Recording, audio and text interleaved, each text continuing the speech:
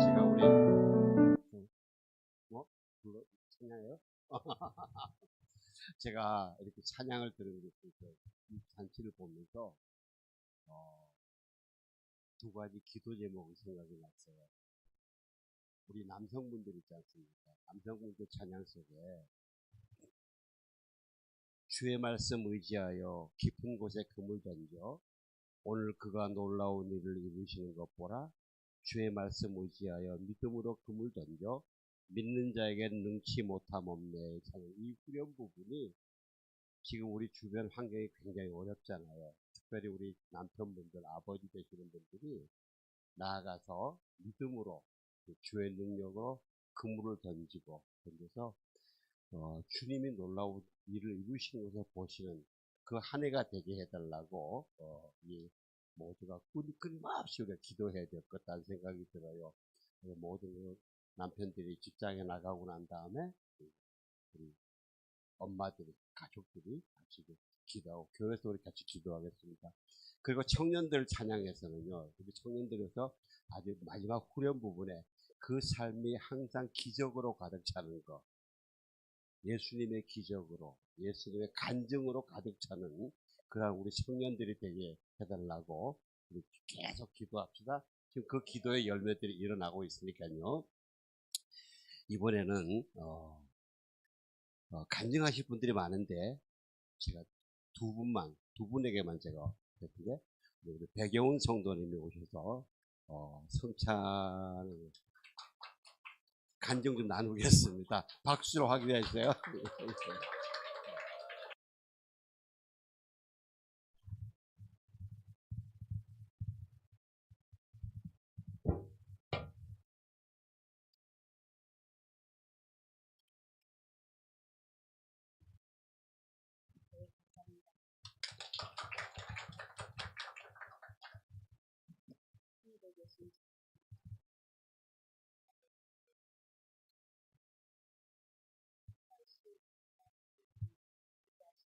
주의 영광 올립니다. 주께서 제게 간증하라 하심에 주님의 말씀 의지하여 저는 간증하려 합니다. 주님께서 함께하여 주시옵소서. 설악산에서 성령님께서 임하셔서 저에게 와주심에 감사드립니다. 성만찬식에서 저는 희귀의 성령님을 믿었습니다. 주변에 어수선하고 웃으며 아무런 생각 없이 세족을 하고 빵을 먹고 할 때 저는 너무나 가슴이 아파오고 눈물이 한없이 흘러 참을 수가 없었습니다. 예수님께서 이 빵을 나누시고 제자들의 발을 씻을 때 예수님의 살과 피로 얼져 면류관을 쓰시고 십자가를 지시고 저 골고다 언덕까지 가실 것을 아시고 행함하시고 하나님 아버지께 맡기시고 돌아가셨다 부활하셨습니다. 예수님께서 말씀하셨죠. 씨앗을 귀해 하나님의 말씀을 씨앗은 하나님의 말씀이요 순종하라 하셨습니다. 저는 처음으로 주신 하나님의 그 말씀을 의지하여 40년을 돌아 주님 곁에 돌아왔습니다. 시편 123편 오늘 하늘에 계신 분이여 내 눈을 들어 주를 봅니다. 주의 종들의 눈이 그 주인의 손을 바라보듯 여종의 눈이 그 여주인의 손을 바라보듯 내 눈이 우리 하나님 여호와를 바라봅니다. 주께서 우리에게 그 자비를 베푸실 때까지 말입니다. 여호와여 우리를 불쌍히 여기소서. 우리가 너무나도 많은 비난을 받았습니다. 우리의 영혼이 안락에 빠진 사람들의 심한 조롱과 교만과 사람들의 비난으로 가득 차 있습니다. 이 말씀을 의지하여 오늘 제가 다시 성전에 나와 예배드릴 수 있음에 주님께 감사드립니다. 예수님께서 하나님의 나라는 너희의 마음 안에 있다 하셨습니다. 우리도 마음을 다하여 하나님 섬김하기를 기도합니다. 하나님 나라를 어린아이와 하나님 받들라 하다 하셨습니다. 우리도 그 어린아이와 같이 선한 마음으로 주님 배우기를 원합니다. 성도 여러분도 함께 주님 배우기를 간절히 바랍니다. 아멘. 감사합니다.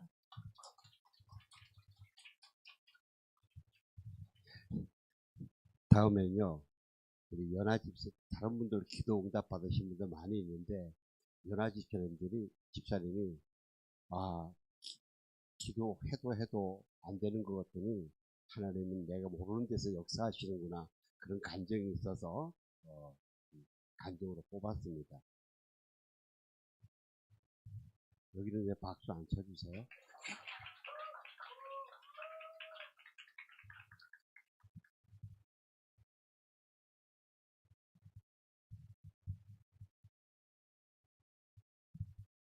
하나님이 제게 지금까지 행하신 일들은 너무 기적과 같은 일들이었습니다.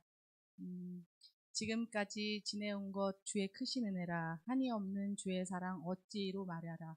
자나깨나 주의 손이 항상 살펴주시고 모든 일을 주 안에서 형통하게 하시네. 이 찬양 가사처럼 내 삶 속에 역사하신 주님의 은혜를 나누려고 합니다. 저희 가정은 남편과 딸 현지와 저희 이렇게 셋만 교회를 다니고 있습니다. 지금 고3이 된 아들은 게임에 빠져 방에서 잘 나오지 않고 교회도 나오고 있지 않습니다. 게임에 몰두하면 굉장히 거칠어지고 다른 일에는 거의 관심을 두지 않는 모습으로 살고 있습니다. 신앙생활을 멀리하고 자기는 나름의 계획이 있다고 큰소리치지만 걱정이 될 수밖에 없는 상황이었습니다. 잔소리하고 혼내고 화내는 것을 멈추고 그저 기도하는 수밖에 없었습니다. 예전에 저는 참 다혈질의 큰 소리를 내는 사람이었습니다. 그러나 주님의 은혜로 집에서 내던 큰 소리가 이제는 잘 나질 않습니다. 소리 지르는 것도 기운이 있어야 하는데 주님께서 윽박 지르는 기운을 다 뺏어가신 것 같습니다. 분명 화가 날 만한 상황이지만 소리치지 않는 것을 생각할 때마다 죄짓지 않게 막아주시는 주님의 크신 사랑 때문에 항상 놀라곤 합니다. 3월 1일 가족들과 1박 2일 여행을 다녀왔습니다. 전에는 현빈이만 빠지고 셋이서만 갔는데 이번 여행에는 네 식구가 함께 가게 되었습니다. 현빈이가 물을 좋아하는 걸 생각해 2달 전부터 미리 숙소를 찾고 예약을 해놓고 사진을 보여주면서 정말 너무너무 좋은 곳이라며 같이 가자고 설득했는데 시큰둥하던 아이가 같이 가겠다고 해서 얼마나 감사하던지요. 예약한 숙소는 방에 수영장이 딸렸고 수영장에서 바다가 보이는 크루즈 호텔이어서 제게는 정말 큰 부담이었지만 한 번쯤은 우리 가족을 좋은 곳에서 함께 시간을 보내고 싶었습니다. 가족 여행을 위해 주님께 전부터 기도했습니다. 그러나 내가 할 수 있는 것은 절대 싸우지 않고 조심하면서 좋은 시간을 만들자는 마음뿐이었습니다. 여행 당일 새벽에 꿈을 꾸었습니다. 우리 가족이 여행을 갔는데 바다가 보이는 다리 위를 거닐며 하늘을 보는데 그 하늘의 색깔이 너무 아름다워서 뭐라고 표현할 수 없을 정도였습니다. 지금도 눈을 감고 그 꿈을 생각하면 황홀한 느낌이 들 정도입니다. 이건 무슨 꿈이지 하면서 마음에 담아두었습니다. 좋은 호텔이라 그런지 로비에 향기가 가득했습니다. 결혼 숙소는 처음이었어요. 숙소에 들어가자 우리 가족들은 너무 멋진 바다가 보이는 수영장을 보며 너무 들떠 있었습니다. 얼른 정리하고 아이들과 남편은 수영장에 들어갔습니다. 물개처럼 휘몰아치며 물속에서 빙글빙글 돌며 수영하며 좋아하는 아들과 함께 좋아서 또 한박 웃음을 짓고 물속에 있는 딸과 남편을 보며 정말 행복했습니다. 열심히 수고해서 번 돈을 이렇게 쓸 수 있다는 것에 전혀 아깝지 않았고 가치 있게 느껴졌습니다. 그래, 돈은 이렇게 쓰는 거야 하며 얼마나 뿌듯했는지 모릅니다. 1박의 비용이 너무 컸기 때문에 뽕을 뽑고 놀기로 결정한 우리 가족들은 진짜 신나게 즐기고 놀았습니다. 아이들은 새벽 3, 4시까지 물속에서 나오지 않았습니다. 아이들은 몇 시간 잠도 자지 않고 오전에 갈 준비를 하고 있는데 현빈이가 제게 오더니 엄마, 누나랑 새벽에 많은 얘기를 나눴어 하며 말하는 것이었습니다. 저는 그냥 물장구 치고 노는 줄만 알았습니다. 그러면서 현빈이가 저에게 말을 했습니다. 우리 가족이 책을 하나 정해서 읽고 서로 느낀 점을 나누는 시간을 갖자는 것과 함께 대화하는 시간을 만들었으면 좋겠다고 말하는 것이었습니다. 그 얘기를 듣자마자 저는 너무 좋아서 소리를 지를 뻔했습니다. 엄마는 너무 좋은데 엄마는 다 좋아. 그러자 하면서 말했습니다. 그리고 그러면서 저에게 그런 말을 했습니다. 저는 너무 놀란 게 다른 사람도 아닌 현빈이의 입을 통해서 그런 얘기를 들을 거라고는 상상도 하지 못했기 때문에 정말 주님의 인도하심은 정말 상상할 수 없는 그런 놀라운 일들을 행하신 그 주님께 너무 감탄하며 감사했습니다.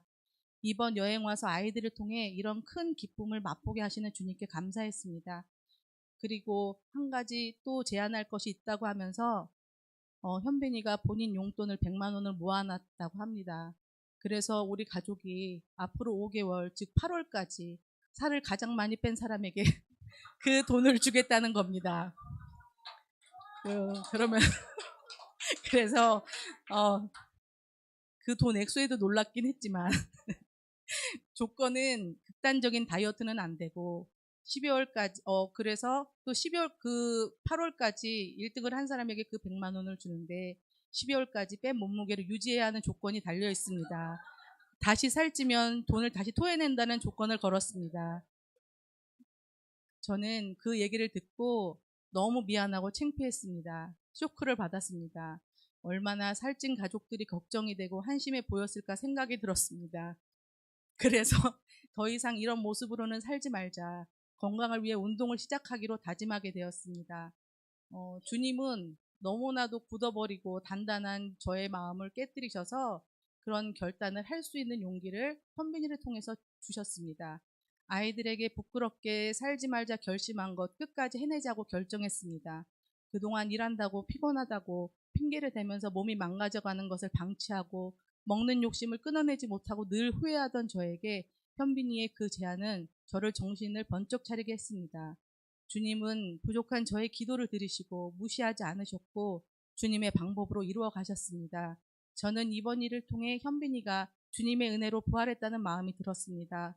여행을 다녀온 그 주 철야 예배 후에 목사님과 사모님, 신영아 집사님과 함께 잠깐 얘기를 나누다 저의 간증을 들려드리며 현빈이를 통해 도전을 받았고 꼭 승리해서 하나님께 영광 돌리겠노라고 고백했습니다. 그 고백을 하고 집에 돌아와서는 갑자기 내가 괜한 말을 했나 하는 생각이 쏙 들어왔습니다. 이제 정말 빼도 박도 못하고 살을 빼야겠구나. 그러나 그 고백이 힘들면 피하고 포기하고 싶고 핑계대려는 제게 숨지 않겠다는 결단을 내리고 행동하게 했습니다. 오늘 이 자리에서 오픈하게 되면 더더욱 끝까지 갈 수 있게 만들고 안 할 수 없게 만드는 힘이 될 거라고 생각됩니다. 그동안 관리하지 않고 방치해왔기 때문에 내 인생 최고의 몸무게를 보며 충격을 받고 나름의 방법으로 건강하게 살 빼기로 도전을 시작했습니다. 첫날 러닝머신에서 천천히 걷는데 골반과 다리가 아파왔습니다. 그러면서 내 몸이 정말 많이 망가지고 병들었었다는 걸 몸소 체험하게 되었습니다. 퇴근하고 저녁을 먹고 잠깐 쉬고 체육관을 다니기 시작한 이틀 뒤에 현빈이가 새벽에 운동을 같이 다니자고 제안을 했습니다. 싫다고 할 수가 없었습니다. 알겠다고 하고 바로 다음날 새벽에 일어나 운동을 하기 시작했습니다. 아주 죽을 맛이었습니다.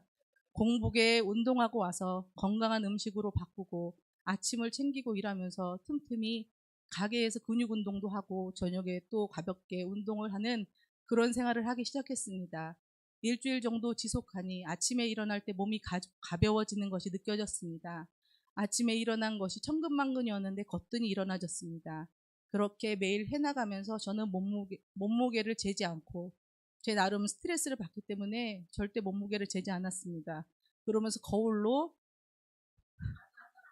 몸을 늘 비춰봅니다. 그러면 여전히 뚱뚱한 베들레헴과 몸이 보이면 실망을 합니다. 사실 운동한 지 얼마 되지도 않았는데 마음이 급해지고 너무 많이 먹나? 극단적으로 한번 식단을 해볼까라는 마음도 들었지만 이제는 나이가 있어서 그렇게 할 수도 없었습니다. 그래, 실망하지 말고 계속하자 다짐하고 앞으로 있을 두경의 결혼식과 동욱이의 돌잔치를 생각하며 버티기도 합니다.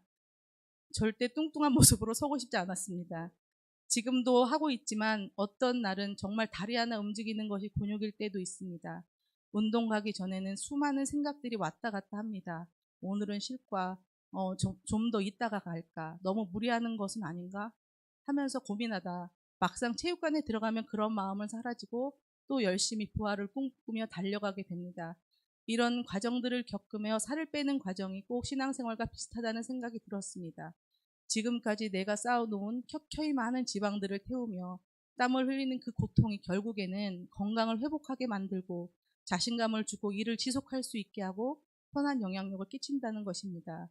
단단하게 뭉친 몸을 이리저리 움직여 땀을 흘리는 그 고통의 시간들은 꼭 죄를 고백하는 회개와 같다는 마음이 들었습니다. 그 시간들은 결국에 나를 변화시키며 삶의 감사가 넘치게 하고 있습니다. 함께 동참하며 새롭게 시작하는 현지를 보는 기쁨도 주셔서 너무너무 감사했습니다. 주님의 부활이 콤비니를 통해서 또 저를 통해서 우리 가정에 넘쳐나게 해주셔서 정말 감사합니다. 올 연말에는 완전한 부활로 다시 태어나는 저를 보실 수 있도록 더욱 노력하겠습니다. 감사합니다.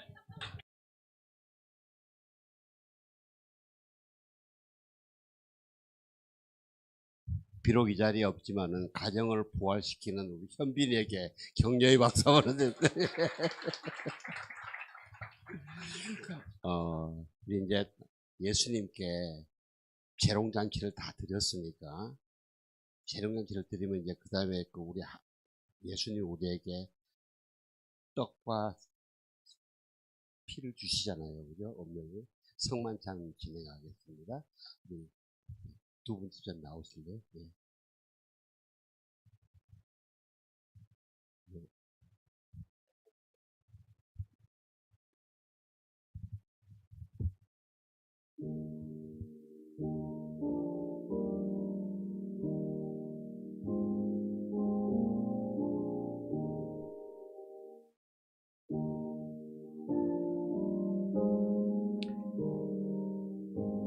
예수님께서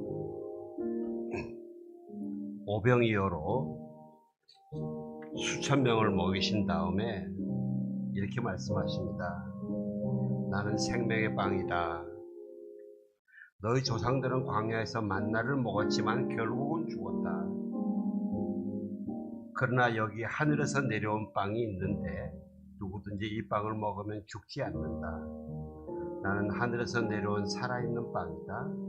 누구든지 이 빵을 먹는 사람은 영원히 살 것이다. 내가 줄 빵은 세상의 생명을 위해 주는 내 살이다 그랬습니다. 예수님이 그러셨습니다. 내가 생명의 빵이다. 내가 하늘에서 내려온 빵이다. 내가 살아있는 빵이다. 내 살이 너희를 위해서 있는 살이다. 그러시면서 그러십니다. 예수께서 그들에게 말씀하셨습니다. 내가 진실로 진실로 너희에게 말한다. 너희가 인자의 살을 먹지 않고 인자의 피를 마시지 않으면 너희 안에 생명이 없다. 누구든지 내 살을 먹고 내 피를 마시는 사람은 영생이 있고 내가 마지막 날에 살릴 것이다. 우리가 이 예수님의 살과 피를 먹어야 마지막에 우리를 영원한 생명을 주시며 부활을 시킨다고 말씀하십니다. 내 살이야말로 참된 양식이요 내 피야말로 참된 음료로다. 누구든지 내 살을 먹고 내 피를 마시는 사람은 내 안에 있고 나도 그 안에 있다. 예수님이 그 안에 있겠다고 하십니다. 우리 함께 찬양하며 오나의 주님 친히 배우니 찬양하며 떡을 먼저 나눠주실래요?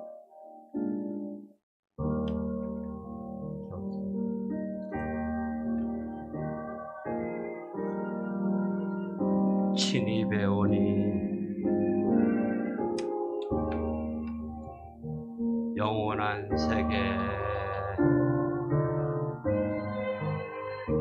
밝히 나타나 한없는 은혜 길이 누리니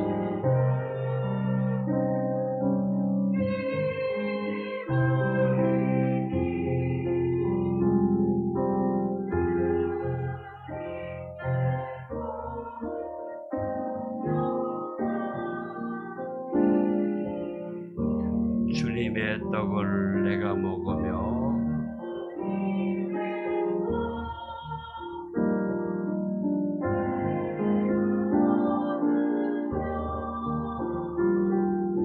주님의 잔을 내가 마시고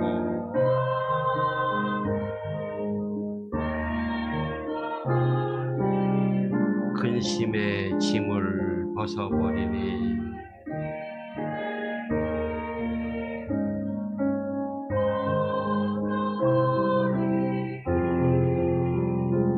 죄사함 받아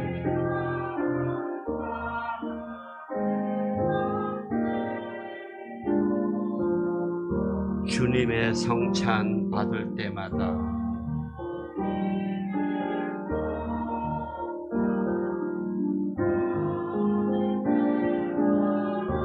하늘의 기쁨 미리 맛보고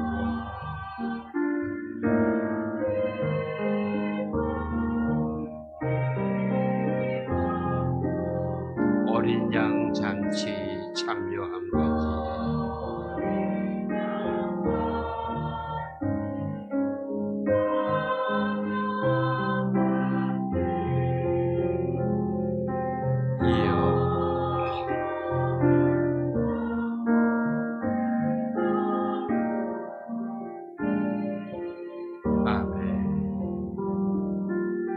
나의 주 나의 하나님, 주님께서 제정해 주신 성찬에 참여합니다. 주님의 살을 먹습니다. 하나님, 주님과 하나 되고 싶습니다. 주님과 생각도 하나가 되기를 원하고요, 주님과 감정도 하나가 되기를 원하고, 저의 말과 행동도 주님과 하나 되기를 원하옵나이다. 하나님, 이 떡을 취할 때 그 주님께로 가까이 나아가는데 방해가 되는 모든 것들을 제하여 지게 하여 주시옵소서. 주님 앞에 주님을 담기를 원해서 주님께 나아갈 때에 제 속에 일어나는 모든 그 방해 공작들, 공격들, 하나님 주님의 살의 능력으로 이겨나가게 하여 주시옵소서. 그래서 아버지, 온전히 주님과 하나로 연합되며 함께 교제하며 함께 사랑을 나누며 함께 대화하는 저희 삶이 되게 하여 주시옵소서. 예수님 이름으로 기도합니다. 아멘. 주십니다.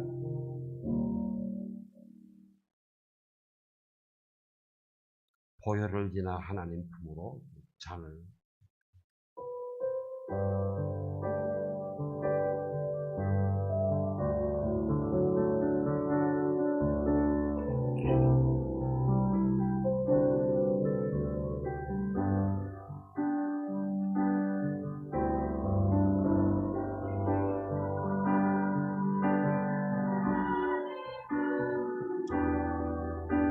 보혈을 지나 아버지 품으로, 보혈을 지나 하나님 품으로 한 걸음씩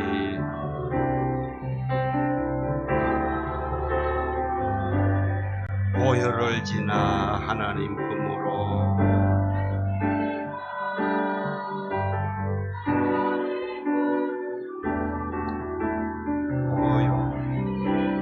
아버지 품으로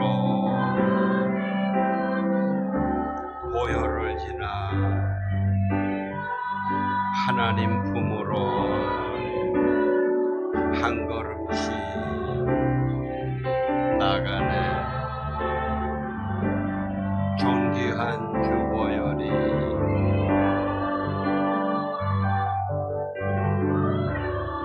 내 영을 새롭게 하시네.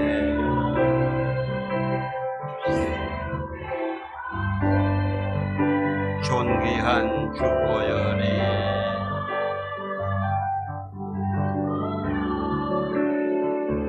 내 영혼을 새롭게 하네. 존귀한 주 보혈이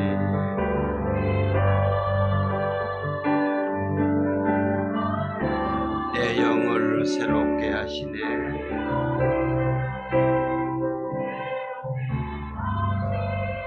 존귀한 주 보혈이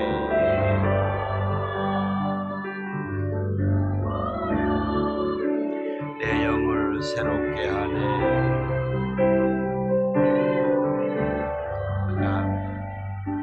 사랑하는 성도 여러분, 지금 여러분의 손에 여러분의 죄를 사해 주시려고, 여러분을 거룩하게 해 주시려고 예수님이 십자가에서 흘리시는 보혈이 여러분 앞에 있습니다.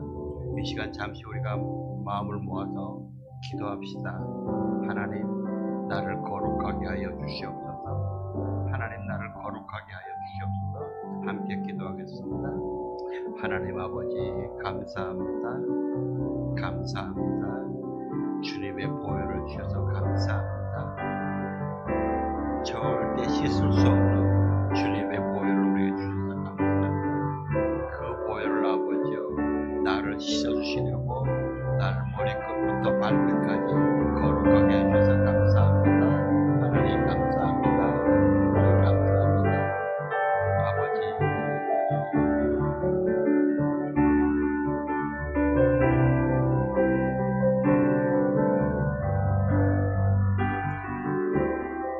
하나님 아버지 감사합니다. 정말 죄악으로 마음속에 탐심으로 우상의 공장으로 살 수밖에 없는 저에게 그 모든 것을 씻어낼 수 있는 예수님의 보혈을 주셔서 감사합니다. 하나님, 이 시간 보혈을 마시오니 저를 씻어 주시옵소서. 제 속에 아버지여 미움과 분노가 있는 것 씻어 주시옵시고, 의심과 염려와 두려움이 있는 것 씻어 주시고, 삶에서 낙심하며 실패하고 좌절하는 것 씻어 주시고, 세상의 분위기를 보면서 아버지가 거기에 휩쓸려서 우울에 쌓이는 것도 씻어 주시옵소서. 그리스도의 보혈로 나를 내 심령을 거룩하게 씻어서 사랑의 열매를 맺을 수 있고, 희락의 열매를 맺을 수 있고, 화평의 열매를 맺을 수 있고, 오래 참음의 열매를 맺을 수 있는 그리스도를 닮은 사람으로 만들어 주시옵소서. 예수님 이름으로 기도하옵나이다. 아멘.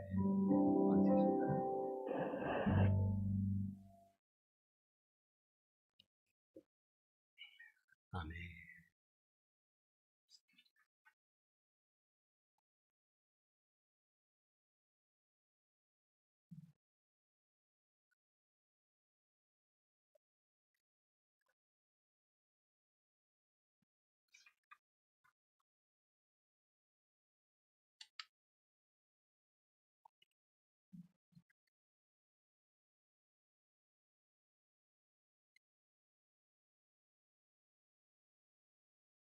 우리가 이 다음에 천국에서 하나님 앞에서 각 교회별로 이 찬양 경연대회를 재롱잔치를 하면은 우리 예수 은혜 교회 시간을 좀 더 달라고 이야기해야 되겠어요.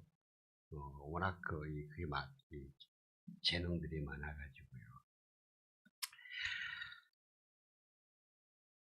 오늘 말씀은 고린도전서 15장 29절에서 34절, 짧으니까 같이 봉독합시다. 시작. 만일 부활이 없다면 죽은 사람을 대신해서 세례받은 사람들은 왜 그렇게 하는 것입니까? 만일 죽은 사람들이 전혀 다시 살아나지 못한다면 왜 그들을 위해 세례를 받는 것입니까? 그리고 왜 우리는 시시각각으로 위험을 무릅쓰겠습니까? 형제들이여, 내가 그리스도 예수 우리 주 안에서 가진 내 자랑인 여러분을 두고 단언합니다만 나는 날마다 죽습니다. 만일 내가 에베소에서 인간적인 동기로 맹수들과 싸웠다면 내게 무슨 이익이 있겠습니까? 만일 죽은 사람들이 살아나지 못한다면 내일 죽을 것이니 먹고 마시자라고 할 것입니다. 속지 마십시오. 나쁜 친구들이 좋은 습관을 망쳐버립니다. 정신을 똑바로 차리고 죄를 짓지 마십시오. 하나님을 알지 못하는 사람들이 있으므로 여러분을 부끄럽게 하기 위해 내가 이런 말을 씁니다. 아멘. 부활을 빼앗기지 마십시오. 사랑하는 성도 여러분, 부활을 빼앗기지 마십시오. 부활의 확신과 부활의 능력을 절대 빼앗기지 마십시오. 이게 굉장히 큰 힘입니다. 여러분, 그 배수지진이라는 이 단어 아시죠? 세상의 전쟁에서도 상대편의 적군이 내가 아무리 강해도 상대편 적군이 딱 등에 강물 있지 않습니까? 강물을 뒤에 놓고 진을 치면은 이거 결사항전이기 때문에 거기는 가지 말아야 돼요. 싸움을 못합니다. 이 부활에 대한 확신이 이 소망이 여러분이 우리가 세상에서 어떤 싸움을 만나든지 결코 굴하지 않고 감당해 나갈 수 있는 힘의 근본이 되기 때문입니다. 예수님의 부활은 우리의 이성과 그 이성이 다스리고 있는 이 과학으로는 이해가 불가능합니다. 설명이 불가능합니다. 기적입니다. 정말 위대한 사건입니다. 만약에 예수님의 부활이 없었다면은 지난주에 기독교는 역설의 종교라고 그랬습니다. 기독교의 진리가 다 역설인데 그 역설들이 진리가 되는 데에는 역설이 진리가 된다는 증거가 있어야 되는데 그 증거의 핵심이 예수님의 부활이 있습니다. 으뜸이 되려면 먼저 남을 섬겨라. 낮은 자를 섬겨라. 그런데 그 낮은 자리에서 섬겼더니 결국 엄청난 영광이 승리가 왔다. 이 증거가 있어야 되거든요. 이 증거가 부활입니다. 또 나와 복음을 위해서 먼저 재산과 목숨까지 잃으면 구원을 잊고 하늘의 상급이 크다 그러셨어요. 근데 열심히 버려봤는데 보니까 상급이 없더라. 그거 마찬가지더라. 그럼 역설이 진리가 안 되죠. 이 부활의 영광이 있기 때문에 역설이 진리가 되는 겁니다. 또 예수님의 부활이 없었다면 마귀의 마지막 권세인 사망 권세가 깨뜨려지지 않아요. 우리는 아직 죄와 사망의 권세 아래 살고 있는 겁니다. 있게 됩니다. 사도 바울이 얼마나 대단한 사람입니까? 우리가 설마 사도 바울은 그 마음 안에 마음의 욕심이나 죄가 없었겠지 이렇게 상상하는 거 아닙니까? 그죠? 근데 그 사도 바울이 자기 속에 엄청나게 죄악이 있는 걸 보면서 오라 나는 곤고한 자로다. 이 사망의 몸에서 누가 나를 건지겠느냐고 고백합니다. 이 고백은 사도 바울이 예수님 알기 전에 고백한 거 아닙니다. 예수님을 만나고 난 다음에 막 1차, 2차, 3차 이 전도여행 다니면서 지금 에베소에서 로마서를 쓰면서 이 고백하는 겁니다. 그 절망의 부르짖음 후에는 결국은 그러므로 이제 그리스도 예수 안에 있는 자에게는 결코 정죄함이 없나니 이는 그리스도 예수 안에 있는 생명의 성령의 법이 죄와 사망의 법에서 나를 해방하였다. 여러분 우리는 지금 믿음의 삶을 살다가 우리도 또 죄악에 빠질 수 있습니다.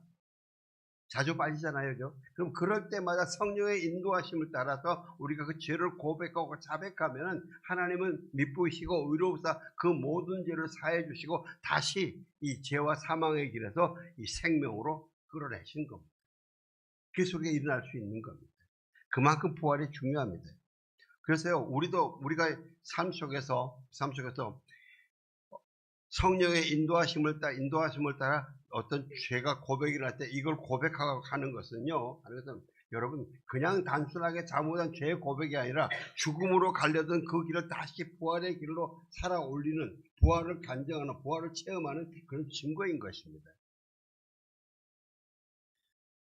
오늘 읽은 고린도전서 15장은 여러분 잘 아시다시피 부활장입니다. 고린도전서에서 사도 바울이 예수님의 부활에 대해서 아주 성경적으로 그 다음에 역사적으로 아주 논리적으로 잘 설명을 해놓으셨는데 그렇게 되는 상황이 있습니다. 이 고린도 교회는 유대인들 그리스도인들과 이 헬라인 고린도 헬라인들 성도들로 이방인들로 함께 섞여 있었습니다. 근데 그 중에서 유대인들은 이 선조 때부터 이 메시아 사상에 대해서 많이 들었습니다. 그래서 몇 가지 사례를 보면요. 구약 성경을 보면요. 사람이 죽었다고 안 합니다. 조상들과 함께 잔다고 표현합니다. 그리고 시편에서도 여러 군데서 이 부활을 바라고 소망하는 노래가 있고요. 그리고 아시다시피 엘리야와 엘리사를 통해서 죽은 자도 살리셨잖아요. 그리고 선지서, 이사야서, 다니엘서 여기도 부활에 대해서 예언을 합니다. 그런데 그런 다른 가르침들이 있는데, 근데 이 부활에 대해서 유대인들도 믿는 사람도 있지만 이게 확실하지가 않아가지고 의심하는 사람도 많았습니다. 심지어 부인하면서 예수님을 핍박하는 사람도 많았습니다. 한편 이방인들은 오랫동안 이 헬라 철학에 물들어 있는 사람들입니다. 우리가 중국의 유교 사상, 불교 사상에 많이 물들어 있던 것처럼. 그러니까 그 헬라 철학에서는요, 영혼은 불멸한다는 걸 믿는데 육신이 살아난다는 건 말도 안 된답니다. 사람의 육신은 한번 죽으면 끝이다 이거죠. 그래서 육신의 부활을 안 믿습니다. 그래서 이 고린도 교회의 성도들에게 유대인들이, 거기 있는 유대 그리스도인들이 잘 설명해주고 믿게 했으면은 이런 일 없을 텐데, 여기 있던 유대인들도 제대로 잘 설명을 못 해주니까 지금 이 두 가지 질문이 나왔는데, 하나는 이겁니다. 죽은 사람이 살아날 수 없는데 어떻게 육신의 부활을 하느냐? 영혼이 있는 거는 인정한다. 근데 육신이 어떻게 부활하느냐? 그건 안 된다. 이렇게 주장하는 사람이고, 또 하나는 만약에 육신의 부활이 있다면 어떤 몸으로 부활하느냐? 이런 두 가지 질문이 있었습니다. 이걸 이제 사도 바울이 쭉 말씀하셨는데요.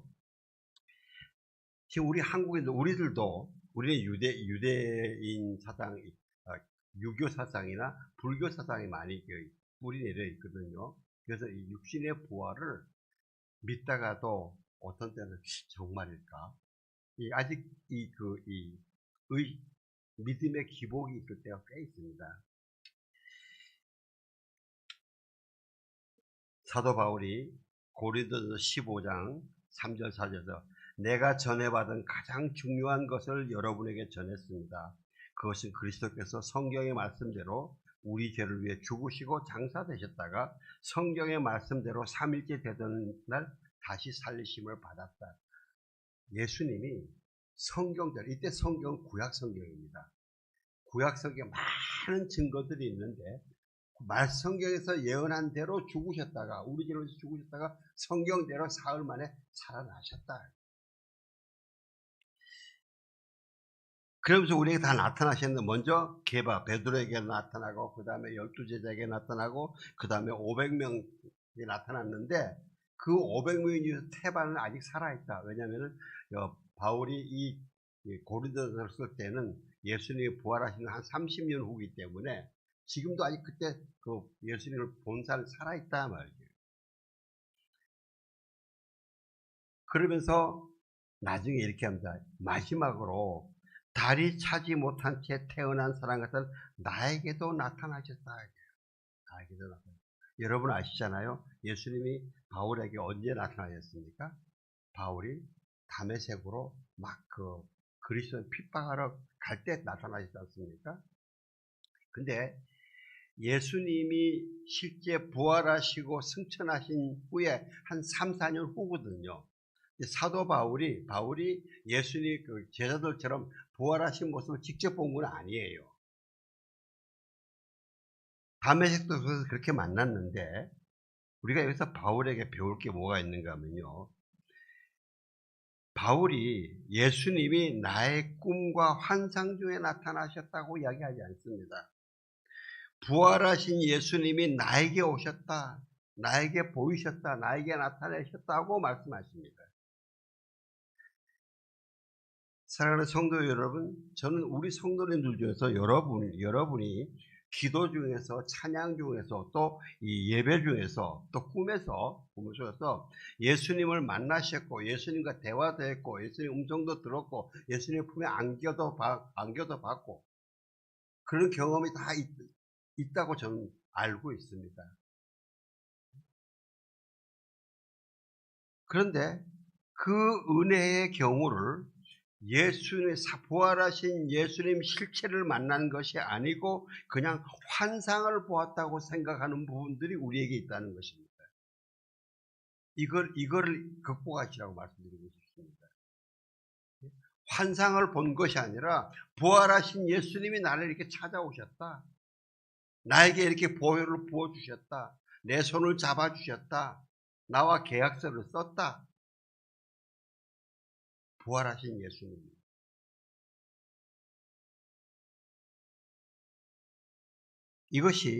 이것은요, 혹시 여러분 가운데 내가 너무 그렇게 이야기를 하면 내가 너무 나대는 거 아닐까? 아니, 그러지 마세요. 이거는 나는 뭐 특별한 은혜를 받았다. 나는 다른 사람과 다르다. 이렇게 자랑하고 교만하려고 그러는 게 아닙니다. 그렇게 교만하고 가면 정말 큰일이죠. 그거는 예수님의 은혜에 그냥 예수님의 은혜를 아주 다시 말살시켜버리는 거니까요. 제가 이렇게 말씀을 드린 것은 우리가 그렇게 해야 되는 것은요. 나의 믿음의 확신, 부활에 대한 확신 있잖아요. 이거를 확실하게 선포하는 거예요. 이게 확실하게 우리가 자꾸 말을 흐리게 하면요. 믿음도 흐려져요. 근데 말을 분명하게 내가 지금 이해가 잘 안 되지만 그 성경의 선포대로 말씀을 그대로 선포하면 점점 믿음이 쌓이는 거예요.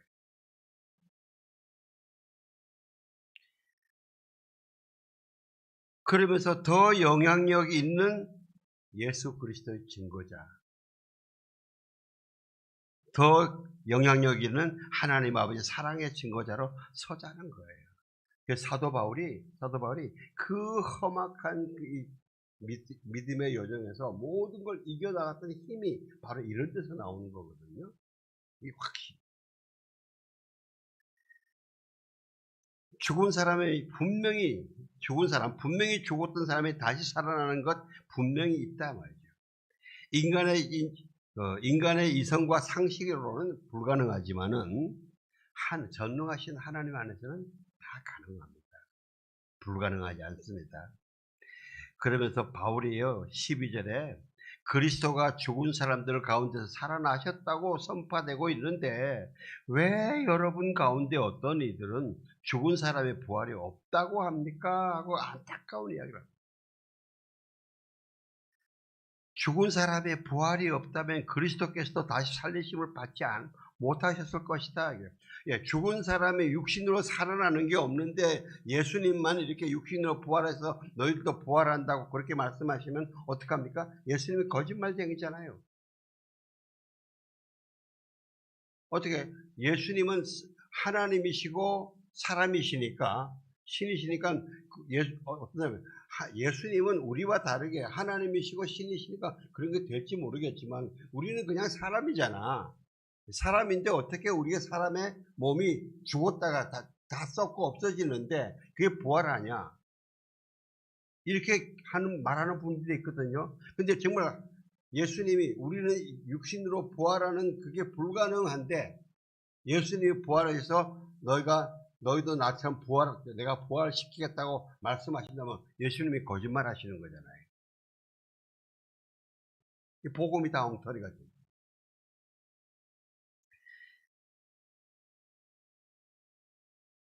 그러면서 사도 바울이 그럽니다. 만일 죽은 사람들이 다시 살지 못한다면 그리스도께서도 살리심을 받지 못하셨을 것이다.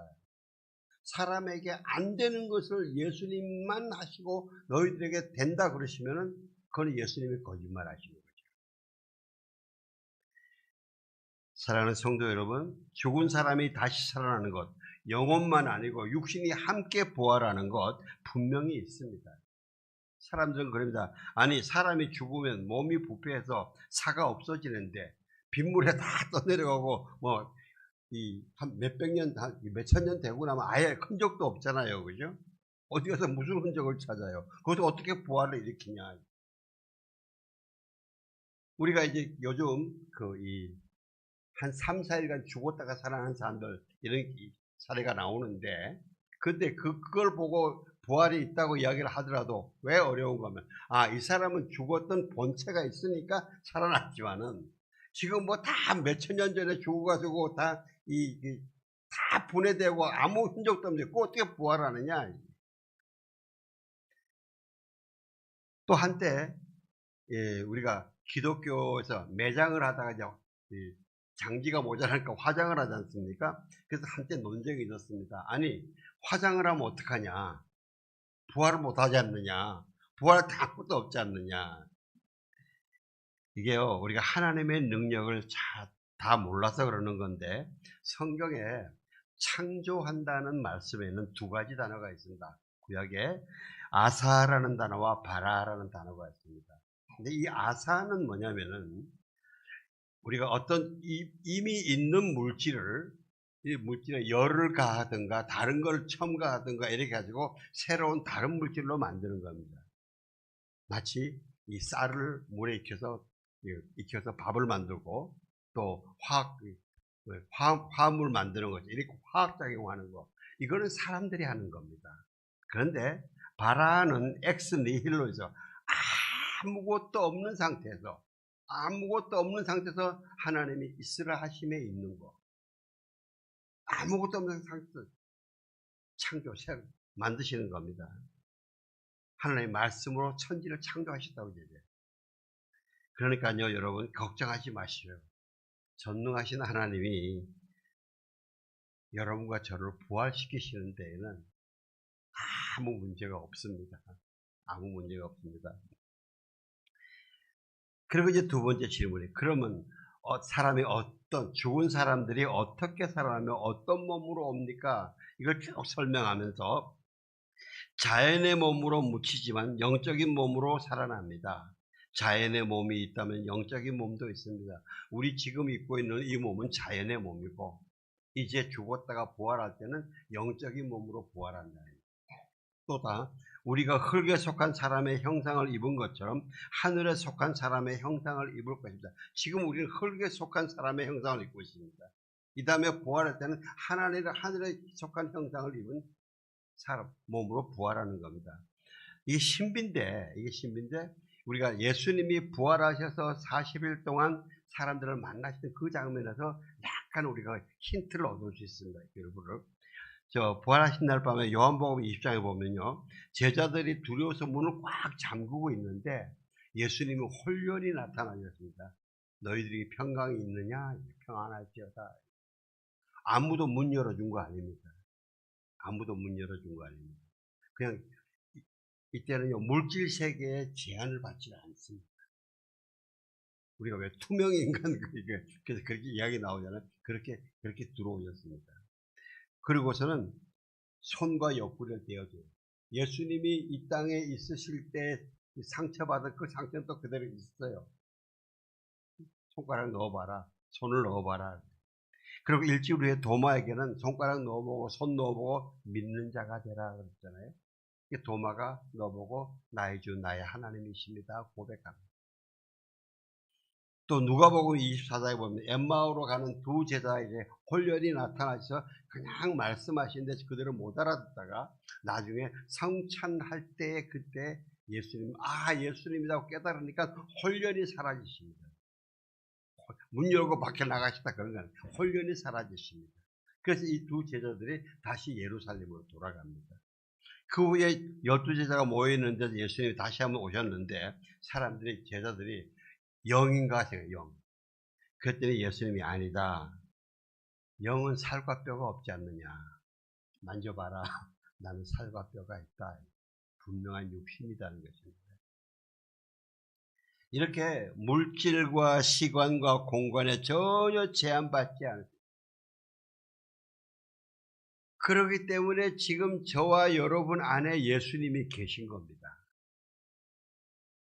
우리가 물질적인 감각만 생각하시면 어떻게 예수님이 내 안에 계셔? 이렇게 안 해요. 예수님은 물질 전혀 제한받지 않으시기 때문에 저와 여러분 안에 계신 겁니다.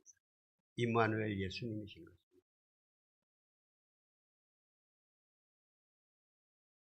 자, 만일 부활이 없다면 오늘 본문은요. 29절 좀 띄워주세요. 같이 봉독합시다. 시작. 만일 부활이 없다면 죽은 사람을 대신해서 세례받은 사람들은 왜 그렇게 하는 것입니까? 만일 죽은 사람들이 전혀 다시 살아나는 것이 없다면 왜 그들을 왜 세례를 받는가? 우리가 세례를 받을 때 물의 침례로 들어서 예수와 함께 죽고 그 다음에 하나님과 함께 살아난다고 물에서 일어나지 않습니까? 부활을 선포하면서 세례를 받는 것이거든요. 그 세례가 무슨 의미 있느냐? 살아나는 게 없는데 그 뒤에 나오는 그 엉터리 아니냐 말이죠. 그다음 30절 띄워주세요. 시작. 그리고 왜 우리는 시시각각으로 위험을 무릅쓰겠습니까? 다들 편하고 싶은데 왜 우리는 그렇게 죽을 줄도 뭐 뻔히 알면서 거기 달려들면서 위험을 무릅쓰냐? 부활이 있기 때문에 한다는 거예요. 부활이 있기 때문에. 31절요. 형제들이여, 내가 그리스도 예수 우리 주 안에서 가진 내 자랑인 여러분을 두고 단언합니다만 나는 날마다 죽습니다.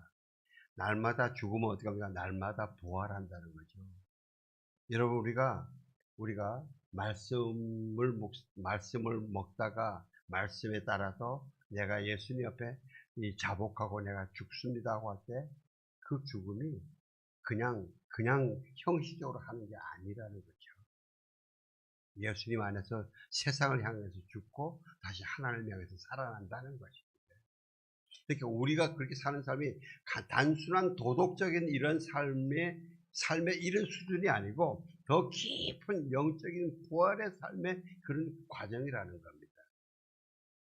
저와 여러분이 예수를 믿음으로써 이 말씀에 따라 살려고 열심히 수고한 이 삶이 그만큼 귀중한 가치가 있는 삶이라는 것입니다. 32절 같이 공부합시다. 시작. 만일 내가 에베소에서 인간적인 동기로 맹수들과 싸웠다면 내가 이게 무슨 유익이 있겠습니까? 만일 죽은 사람들이 다스나지 못한다면 내일 죽을 것이니 먹고 마시자라고 할 것입니다. 사도 바울도 고백하잖아요. 내가 부활이 없다면 왜 이렇게 죽을 고생하느냐? 나도 부활이 없다면 차라리 먹고 마시고 놀자, 편하게 살자 그럴 것이다. 나는 이 사도 바울의 이 말씀이 참 마음에 들어요. 참 인간적이다. 내가 왜 이렇게 고통을 받겠냐? 30절, 34절, 33, 34 같이 공부합니다. 시작. 속지 마십시오. 나쁜 친구들이 좋은 습관을 망쳐버립니다. 정신을 똑바로 차리고 죄를 짓지 마십시오. 하나님을 알지 못하는 사람들이 있으므로 여러분을 부끄럽게 하기 위해 내가 이 말을 합니다. 예. 속지 말라고. 우리 주변에는 우리에게 있는 이 복음의 능력, 복음의 권세, 이 확신, 이것을 제대로 갖지 못하게 하려고 온갖 여러 가지로 우리를 유혹하고 미혹시키고 흔들리는 사람들이 많다는 것입니다. 거기에 속지 말라는 것입니다. 그래서 정신 똑바로 차리고 죄를 짓지 말아야 돼. 왜? 죄를 짓는 것은 결국은 내 안에 부활의 확신을 자꾸 흐리게 하고 부활의 능력을 흐리게 하고 부활의 특권을 자꾸 잊어먹게 만듭니다. 그래서 우리가 자꾸 이 성령의 인도하신 대로 주님께로 다 나아가면서 부활의 확신을 더 명확하게 하고 강하게 하고 믿음의 군사로 서는 것입니다. 사랑하는 성도 여러분, 부활을 빼앗기지 마십시오. 부활의 믿음, 확신을 빼앗기지 마시길 주의 이름으로 축원합니다. 기도하겠습니다. 하나님 감사합니다. 우리에게 부활을 주셔서 감사합니다. 하나님, 이 확신을 절대 빼앗기지 않겠습니다. 부활의 군사로, 십자가 군사로 세상을 치유하며 변혁시키는 그리스도의 군사가 되겠습니다. 예수님 이름으로 기도하옵나이다. 아멘.